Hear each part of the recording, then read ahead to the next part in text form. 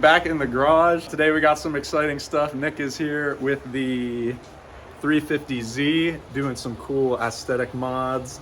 Quick mods. So last video we finished up the exhaust on the RX8, the LS RX8, and that is now running pretty much how it should be, besides just some little wiring. I'm going to wire up my own fuse box, and that'll be the permanent, solution to all the wiring.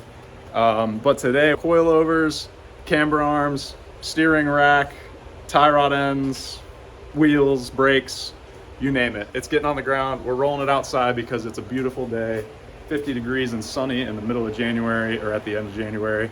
And so that's the goal. And Nick's gonna help me because we're gonna crank it out. But until then, what are we doing over here, Nick? Quick mods. Quick mods. We got the lip, we got some side arrow, and some rear $8 splitters. Yeah, hey man, the side splitters are like 30 bucks. So it's like budget. I wanted to do a full kit, but I mean, I figured I'd spend like 150 bucks instead of $1,000, and I have to paint it. And makes sense. But down the road. If I do the kit, I want to do the KVD because it's polyurethane, so I don't want to deal with fiberglass. So. Yeah, don't do fiberglass if you're drifting. But it is beautiful. I'm neglecting the Matrix. The Matrix developed a very bad exhaust leak. Pretty sure the exhaust rotted out on that thing, so I'll worry about that another day, even though I have to drive that thing an hour to work every day. And it's really annoying. But more important things to worry about, like the race car in the back of the garage. Yes. We need to roll that thing out. And kind of on topic, I'd like to get it out because the MR2, which I haven't really shown recently, I'd like to get a video of that out so everybody knows where it's at.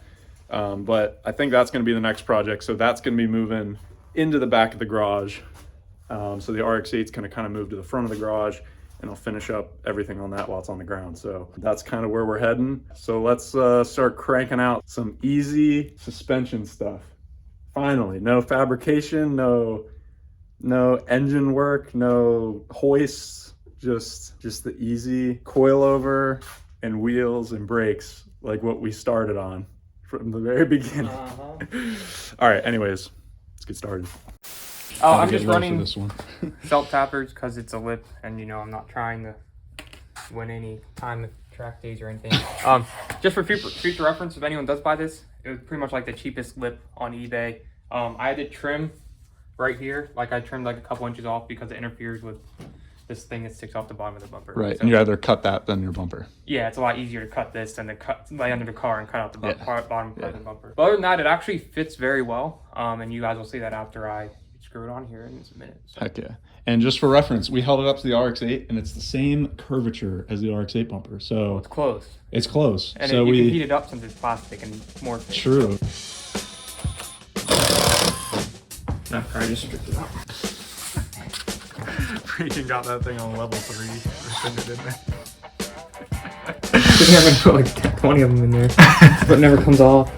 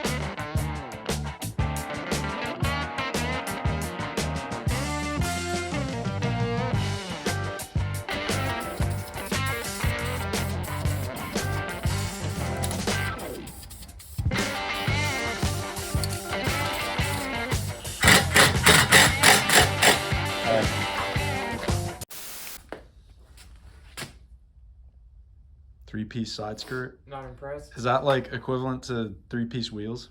Yes. I kind of knew it wasn't gonna be, but apparently they just don't sell one-piece side skirts on eBay anymore. I don't know why they're not one. I think it probably has something to do with shipping. If I Nick's regretting his eBay purchase. A little bit. We all regret our eBay purchases, but we still do it.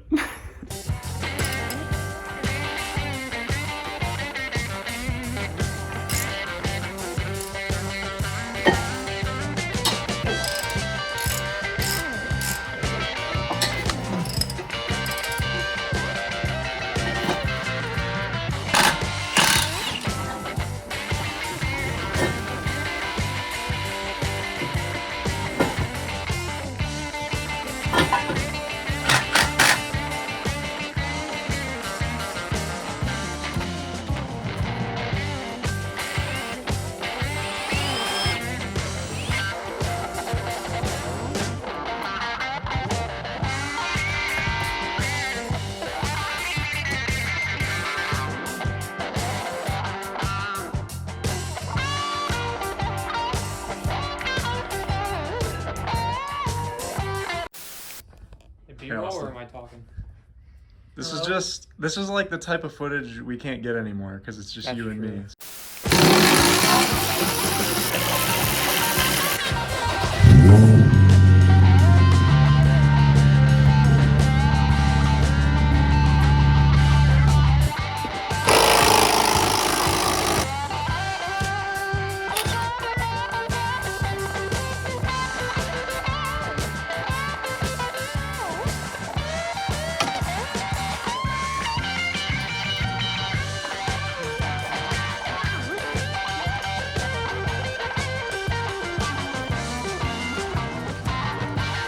What up? Matt's teaching me how to do regular maintenance because I probably do it wrong every time.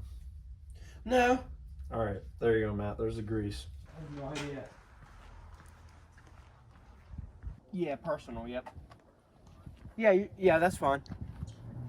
Right, Nick? That's right. All right, update. What do we got going on, Nick?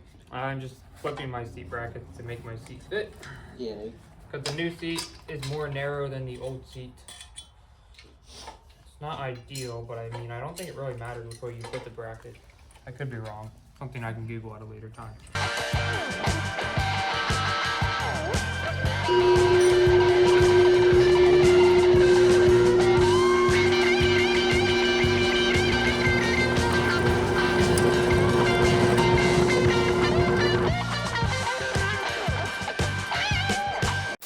What is up, YouTube? Back in the garage with Nick. We didn't quite get done what we wanted to yesterday on the RX8. We wanted to get this thing on the ground while the weather was nice and roll it outside. Or I wanted to. Nick was going to help me. But I'm sure Nick's just as excited as I am. But anyways, we're picking up today where we left off yesterday. I got all my parts laid out here. We got adjustable upper camber arms, bump steer kit from ls1rx8.com, and we have Feal suspension. These are the 441 plus coilovers, and these use the upgraded Swift springs. And then I got my new wheels laying here. So I think we're going to start with the rear coilovers since that's all I have for the rear. I don't have any camber arms or any toe arms or anything like that, maybe in the future, but for now we're gonna start with the rear and then we'll get to the front. I'm stupid and I can't really adjust the rear without pulling the coil out. That's why I haven't messed with it. Gotcha. I adjusted it once. Starting with the rear, we got the first one going in. Yeah, that seems right. Is it in up top? In the holes? Nope. Yeah, it's pretty close. Oh, big go. That doesn't seem like the right nut to go on there. There we go. These feel better. Okay. A little more.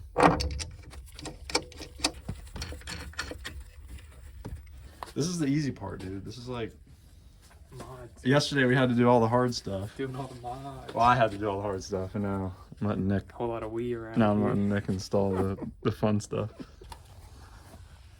You might have. This one might be a little more. You need me to get the nut on first, or what? Nope. Oh, there it is.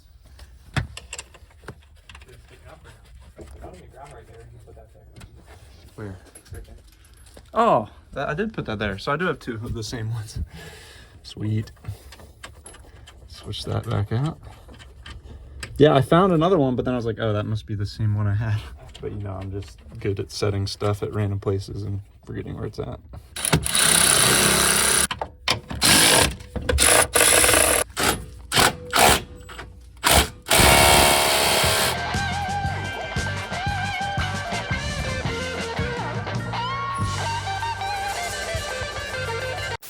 All right, guys, we're on to the front. There we are. So I went ahead and got these upper control arms with adjustable camber. And that is because, one, in drifting, you want camber in the front so that whenever you're at full lock, you have the most contact patch on your tire and the most grip in the front, right? Basic, Yeah. the main thing. Two, I'm gonna be running pretty big spacers in the front because I do plan on cutting my knuckles and getting more steering angle later. And so with the big spacer, to allow for the steering angle, I'm gonna need the camber also to basically get the wheel underneath the fender, kind of. That's not the main reason you need the camber, but it helps Yeah, it helps. if you need the spaced out wheelbase to be able to fit that much steering angle. So those are the main reasons. The old ones, here's a look at the old ones. So just kind of, you know, basically they need replaced anyways. So I upgraded to these. These are Phase 2 Motor Trend developed products. There's a few brands of these. I went with these because some of the other brands come out real wide over here with the tubing, and basically get in the way and hit your wheel whenever you max out your steering angle. So I went with these because they're basically as slim of a shape as you can get. Read some reviews and people said they worked well, so I'm gonna try them out. All right, so pro tip, you can use wire to hold your hub. That's been holding all night. 10 out of 10, no issues. No issues. Basically 2 bolts back through there, through these bushings or bearings. Yeah, that just looks like a solid bearing there. Nice. Which a lot of aftermarket suspension has that. So Yeah. Stock would be like these rubber things. yeah, you have rubber bushings. A lot of aftermarket arms do like Heim joints and solid spherical bearings, which are Right. pretty much what these are. Which are a stiffer feel, which is better for like track. For daily, you want like More like responsive and Yeah. well, for the track you want more responsive. yeah. If you're just daily driving your car and you want like mad camber Yeah. or whatever, you probably want to get Yeah. rubber bushings because it's just softer and Right. solid bushings vibrate more. But I have all the arms on my car have solid bushings and like I don't really see a difference. Yeah, but too. some people like just Yeah, cry but about we, it. yeah, in the we forums. also, I'm like, yeah. It's like me driving the Matrix on eBay coilovers. It's that's like, true. It's true. It's definitely not comfortable, but I'm not really complaining. Well, I wouldn't, even for daily driving, I didn't even really notice it. But if you're ever contemplating, it also I would consider serviceability. Sometimes the universal, these have like these bearings are probably just like a universal bearing that you could just buy from wherever they replace it. Oh, It's stiff because they're brand new. pretty much. And they're custom.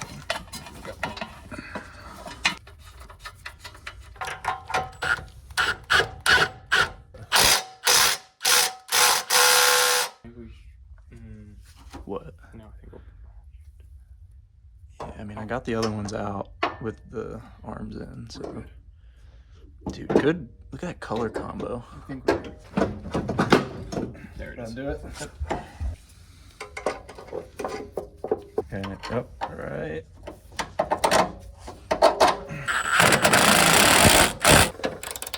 Oh no. Dude, this just feels weird that we're putting coilovers in. It's not usual swap. Yeah, like it's so close. That poor paint job. I'm always worried it's gonna like peel up the paint, you know, whenever you tighten it down.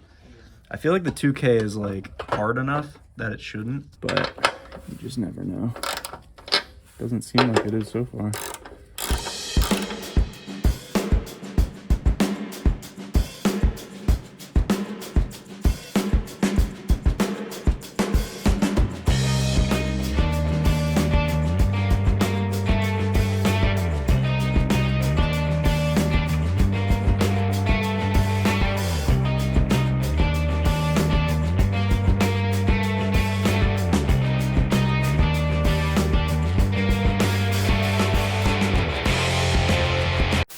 All right, so we're gonna center up the rack. That way we can move on to the next step, which are these tie rod ends. So we're gonna center up the rack, connect our steering shaft with the wheel centered. Yeah, I mean, that's basically it, right? Center the wheel, Yeah, you want to. center the rack. The rack's moved a lot, so we're gonna center it, and then we're gonna make sure the steering wheel's centered since it's disconnected from the rack. Because if the rack's off centered and you connect your steering wheel, you might not say you have one turn to the left on the wheel, Yeah. but you might have 2 turns to the right because it's not centered. All right, guys, the steering extension is on down there. So the rack is all hooked up to the steering wheel, and we've got the tie rod ends, AKA the bump steer kit. So the best way I can explain bump steer, because it's the best I know, basically since I dropped the rack with the stock tie rod ends, it would change the angle. So normally the rack would be up here where my tie rod end is. So my tie rod end would be coming across straight, but since the rack's lowered, it would be tilted like this. So pretty much whenever you change the geometry of this, and your suspension moves up and down, it's gonna affect how your tie rod end, how the length of it pushes out the wheel with suspension travel. So what you're trying to do with the bump steer kit is bump the end of the tie rod down with these spacers so that it kind of adjusts the angle back to an even angle with the rest of the suspension.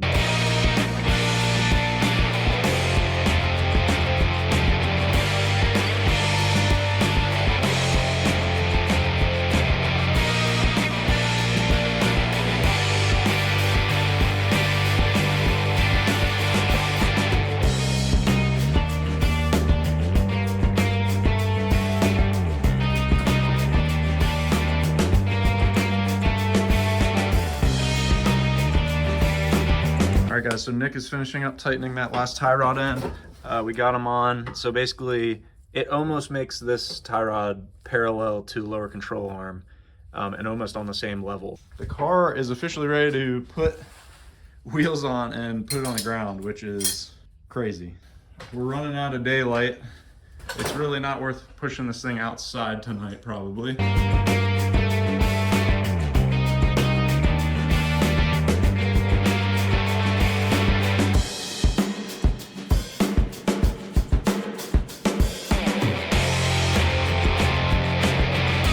Got the wheels on. Everything is buttoned up. We decided to call it for tonight. It was kind of cutting it close. We wanted to get it down on the ground, but we're gonna save that till next weekend, take a break for the week, and come back, set it down, and pull it outside. That way we can enjoy it. So hope you guys enjoyed.